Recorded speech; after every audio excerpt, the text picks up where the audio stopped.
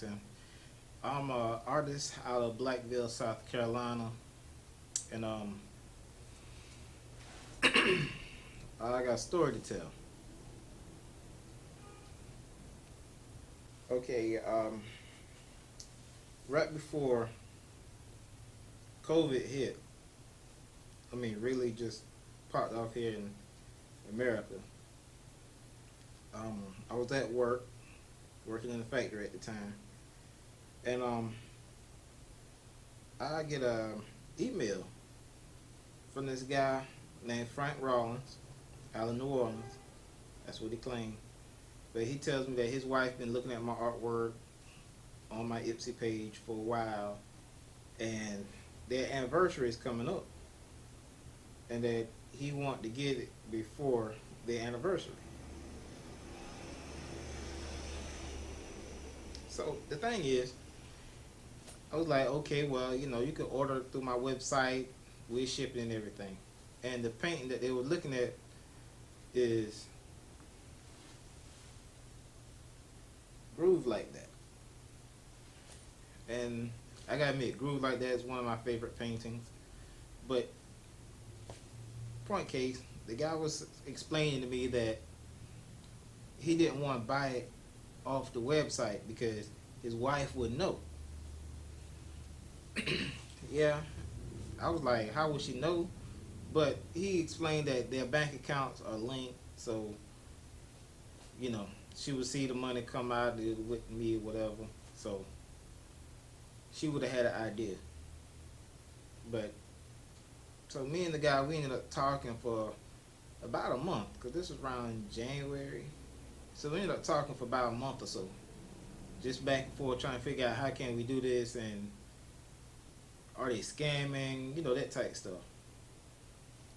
But well, after a month of communication, the guy was like, "Hey, it's really getting close to the anniversary, and I would like to know how long it would take for it to get here." So I started researching it, figure out how much it would cost and everything. So I emailed this guy back telling him how much it would cost, everything, get the whole 9 yards. So he said him and his wife are in the process of moving to Atlanta, and they just bought a house and everything. So he got this mover that's gonna move everything from New Orleans to Atlanta. And I just thought it was interesting that he's moving to New Atlanta, but I ain't think nothing of it. You got money, you can do that. So he tells me that he's gonna have his mover to contact me, and we're gonna try to set up everything because he wants to surprise his wife when they moved into the house. So, with that being said, everything was all set up, all taken care of. I found out how much it's gonna cost to ship the painting. He told me he's gonna send a check, so he wrote a check. He said he's gonna have the mover to write a check. I'm sorry, and the mover so-called sends me an email, let me know when to expect the check, sent me a tracking number, everything. So I hop on the internet, I check the tracking number. It tells me when it's going to arrive. Then I get a certified message that I have a package at the post office. Go pick it up, everything. You know, Everything's cool. I'm thinking everything gonna open up. Go to the post office, get this check out the mailbox. Now I'm looking at it, I'm like, okay, this is legit. This guy's really doing what he says he's gonna do. Okay. So, after getting the check, I gotta admit, I broke down and cried because at that time I was just laid off due to the COVID thing, and I was working as a temp at this factory. So I was just laid off. Um, it just seemed like everything bad that could happen was happening. Because Lord knows I had a lot that happened in a short period of time. So when I got the check, I just fell to my knees crying and thanking God and everything. And I mean, I just felt like Brighter Days was like right there, like going forward. You know, I'm not selling a print. I'm selling the original painting. And y'all want to know how much it is? Just go to my website. You know, better yet, yeah, just go to the website. And like I said, the thing that got me the most was just thanking God that I finally sold an original piece, and I got the check in my hand. So the next day, I ran to the bank, deposited in the bank. I let the guy know, sent him an email, let him know, got the check. I deposited in the bank. Um, Everything gonna take place by the end of the week. Now, while I'm at the bank, SRP in Barnwell, South Carolina. I've been with SRP for years, since I was 17. Now, I'm in the bank. I'm talking to the lady at the counter. I asked her, is the check good? She looks at it. She said, it looks good. I asked, could she run it? I need to make sure this check is legit. So, you know, she behind the computer typing and everything, doing her little thing. So I'm like, okay. She said, that check is good. So I said, okay. You sure it's good? She said, yes. And then she asked me why. Now, the part that I left out just now was in the midst of communication with the guy, or with the mover. He tells me that, no, not the mover, Frank. He sends me an email saying, oh my God, the mover sent you the check for a wrong amount. It was supposed to be for, I think, $1,100. And he sent me the check for 27 some change. So he asked me, can I send back, can I cash, once I get the check, since he done sent it, can I cash it and send him back the rest? And I was like, okay. So again, like I said, I checked with the lady to make sure the check was good at the counter. She was like, yeah, it's good. Everything's okay. So I asked her, I said, you sure? She said, yes. So they went ahead, processed the check and everything. So this was on a Monday. So I just sat there and just watched the check, watched the money in my account. Just watched it. Like, okay. So here it is, Wednesday. I get a message from the guy. He asked me, was everything okay? I didn't get the confirmation for when you sending the painting or whatever. So, you know, I'm like, yeah, everything fine. I'm just waiting to make sure everything processed through with the check. And he says, okay. Now, Thursday, that same Wednesday now, I contact the bank. I go back by the bank, talk to another lady. I asked her about the situation. She says she knows what's going on, and according to my account, everything seems fine. So I asked about the check, because, you know, they could pull it up on the screen, that the check that I deposited or whatever. So she pulls it up. She was like, yo, everything's fine. All right, cool. Everything fine. So Thursday come around, the guy hits me back, and he just asked me, have you had an opportunity to go ahead and package that, and when you're going to send it? So, you know, I let him know, hey, I'm putting it in the mail tomorrow, and I'm going to go ahead and send you back your money. And he was like, okay, great. That'd be fine. So, again, I checked with the bank on Thursday. Everything was fine. So, I went on ahead and sent the guy back the money.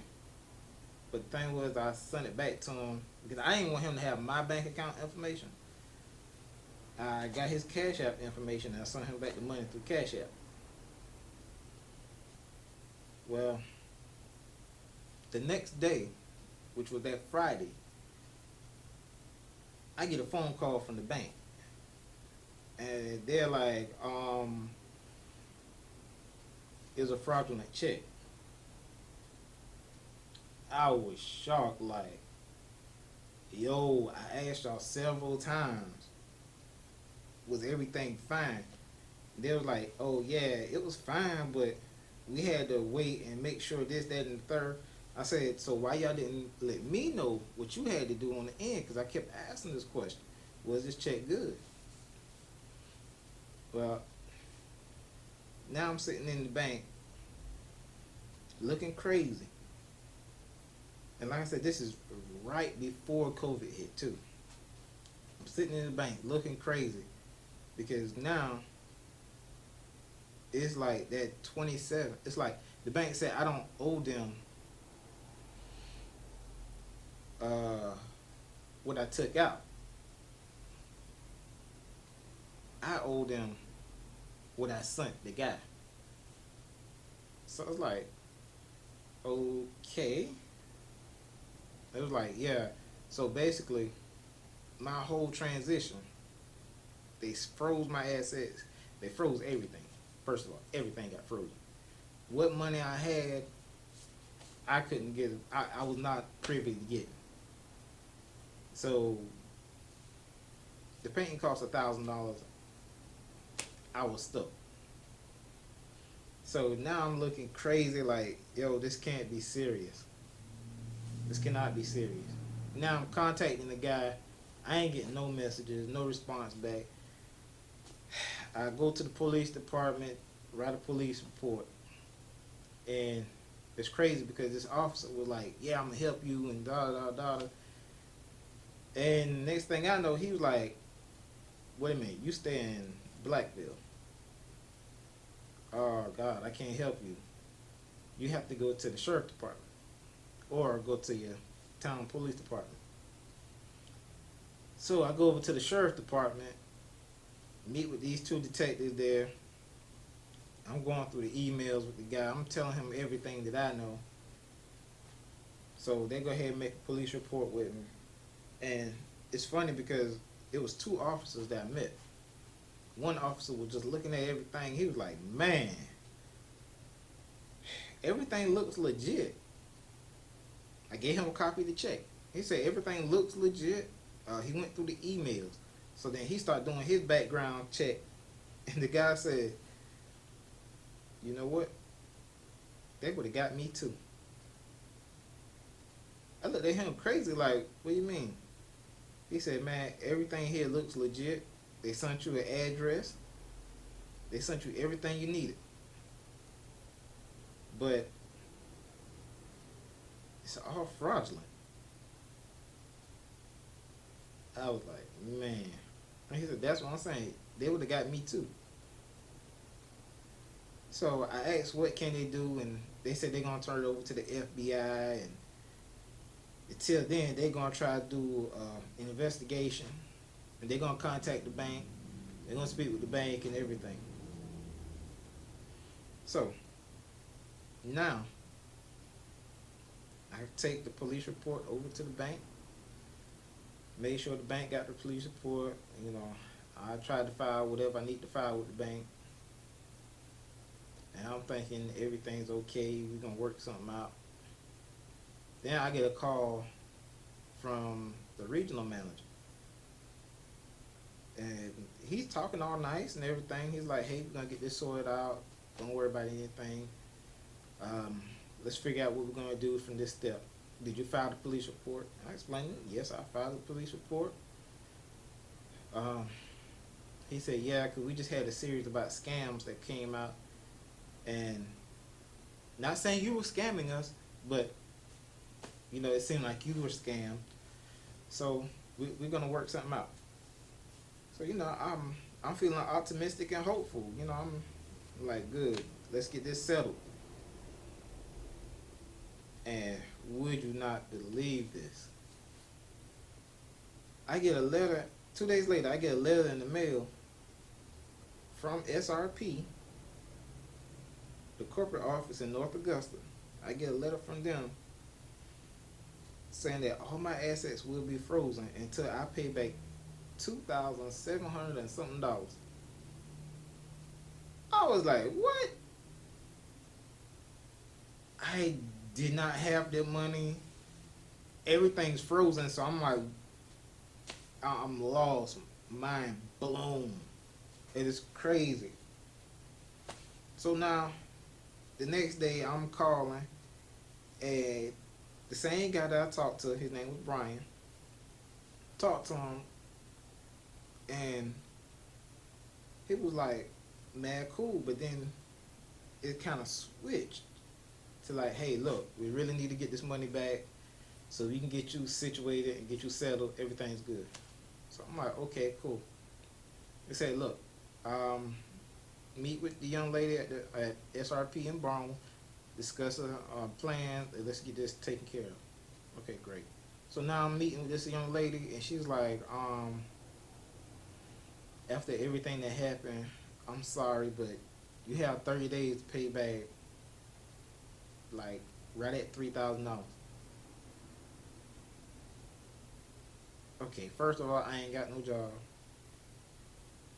That's right. I lost all my cool. I ain't got no job. Yes, I know I don't have a job. But anyway, it's like, and like I said, I just lost my cool. Like, yo, are you serious? This cannot be happening. A moment where I thought everything was gonna, start becoming good, it just fell apart. Now I'm talking to people trying to figure out how we can get this taken care of, and it seems like nobody cares. Nobody cares. Tried discussing it with my mom, and it's just like, yeah, look, we'll do something. It's like no biggie to everybody else, but to me, it's like the end of the world. Primarily because here I am, been struggling. Thought that maybe somebody out there in the world really want my artwork, and that, hey, maybe this could be my jump off to becoming somebody in the art world. I'm always helping other people, but I was thinking this was my moment. And I remember just sitting there crying, like, asking God, why? What's going on? What did I do? How did this happen? Well, after that, like I said, I didn't have a job. COVID hit. Everything happened. So I was supposed to have this money in 30 days. 30 days done going by. I ain't got no money. But this time, the stimulus package came out. And it's funny because my assets are frozen. But the stimulus check still went into my account. So I'm looking like, okay, scrape up the rest of the money some kind of way. Man, I lost a lot of sleep.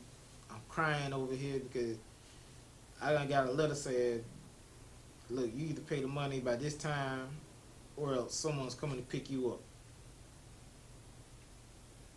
So now I'm calling the bank like, what's going on? How can we work this out? Same guy that I talked to, Brian, he went from talking all nice and talking like he gonna help to like, look, you owe this amount of money, this is what you gotta do, you either gonna pay it or you're going to jail. I mean, flat out, that's all it was. You know, I'm pissed off at this point now because he's not trying to work with me. I ain't got no job. COVID hit. What can I do? Nothing. Now I'm trying to talk to this guy like he's somebody. Now he's talking to me like I scammed him. And that's how he basically put it. He was like, look, you wrote a check to us. The check was bad. You took the money. You did this. So it's on you. You got to pay this back. You got to do this. You got to do that. And then he was like, you know what? From this point on, we have nothing else to say. It's been turned over to the magistrate. And that's it. Every time I call back, try to discuss how we can work it out, straight nothing. Can't talk to you, sir. Now, When I say my assets are frozen, everything is. I look at my account, it's zero, zero, negative, nothing. So I'm like, okay, it's showing the money's still there, but it's nothing. It has a negative beside it, and it's all in red. So if you ever get a check, you go in the red, you'll know. But anyway, so now I'm freaking out. Like, okay, on Friday, I'm supposed to either have this money or get ready to go to jail that Friday. The stimulus check came, and I done scraped up some money, but I can't put it into the account because it's frozen. Now my bank can't touch me or do anything with me because all access and accounts are frozen. I have to run everything through the magistrate office over in Aiken, South Carolina. So that's what I did. I contacted the magistrate office. I talked to the young lady, try to figure out how we can help this, how we can do this. And the young lady there, she was very helpful. I mean, she spent the whole week trying to help me out as much as she could. But it all boiled down to I had to pay that money. And where that money came from, I have no idea. And as I'm sitting there looking at the account, the lady asked for a printout of my account and everything, right? And me and her talking, and she was like, it seemed like with the stimulus check and whatever else you have currently on you, you have enough to pay for it. But it's all in your account right now. I was like, what? So I'm looking at my account on my phone. I'm like, yeah, it's in there. So she was like, so if you have the money available, why they didn't just take that money and been done with it? I don't know. So she said, let me talk to some people and I'll call you back. I ain't heard nothing back from her. So a day later, I'm calling her like, hey, what's going on? Because tomorrow, either I supposed to have the money or I'm going to jail. And she's like, is it possible you can contact the guy and talk to him real quick? Because maybe y'all could just work it out where it's already paid. So I'm like, okay, great, I'll do that. So I called the guy Brian back, and he finally answered. And I tell him, I'm like, hey, look, isn't the money already in the account? You all froze it. It's already there. Why don't y'all just take it? Now, in the process, he's going off and just, because you're supposed to do this and you're supposed to do that, it's procedures and and we done turn it over to the magistrate's office. Oh, wait a minute. You said the money's already in the account? Yes. Do you give us permission to take the money out? I was like, yeah. He said, well, okay, we'll process that, but you still have to pay for the court costs. I was like, what? He said, yeah, we done turned it over to the magistrate's office. You still have to pay for the court costs. Oh, man.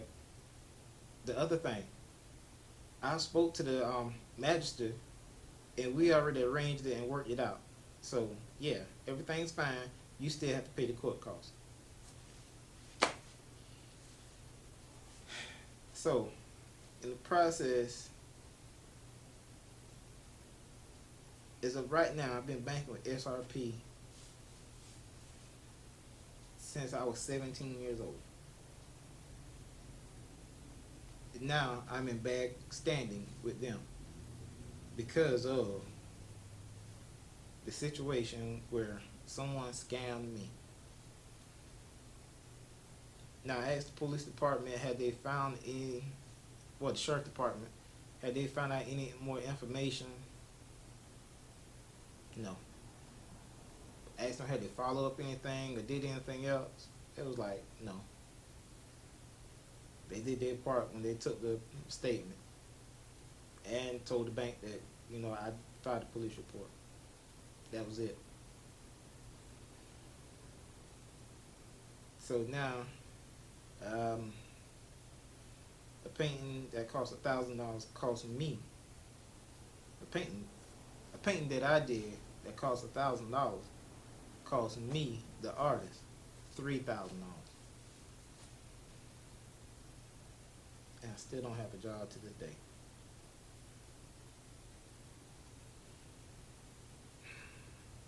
I gotta admit, when that whole thing happened, I was hurt.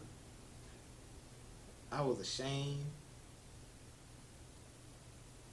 I was embarrassed.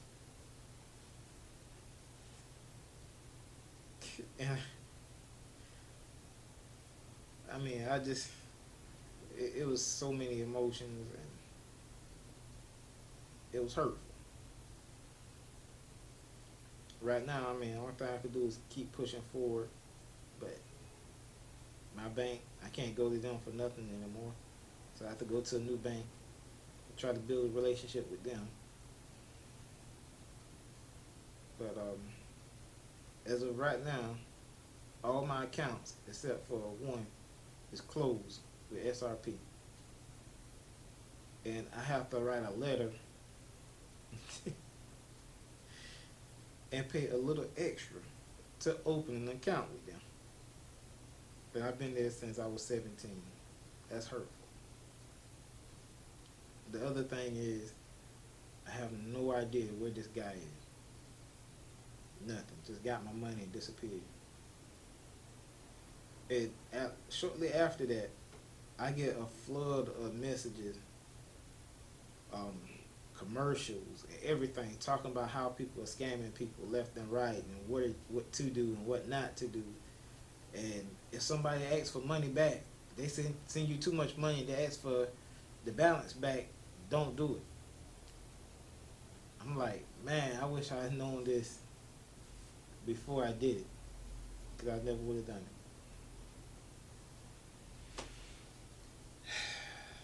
So let that be a lesson.